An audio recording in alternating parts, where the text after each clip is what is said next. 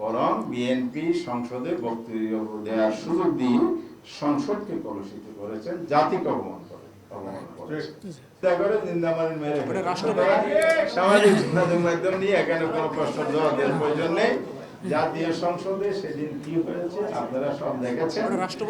কারণ এখানে জুলাইয়ের উপর যে আলোচনাটা হয়েছে, মানে নতুন স্পিকার যিনি নির্বাচিত হয়েছেন তিনি এজেন্ডা রেখেছেন।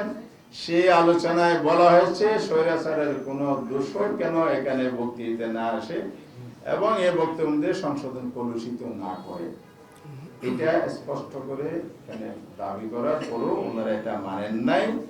ফলে রাষ্ট্রীয় শিষ্টাচার মেনেই কিন্তু সংসদীয় রীতি মেনেই আমাদের বিরোধী দলের সংসদীয় ভূমিকা পালন করেছেন এবং বিএনপির পক্ষ থেকে বলা হয়েছে রাষ্ট্রপতির অপমান হয়েছে, অবমাননা হয়েছে।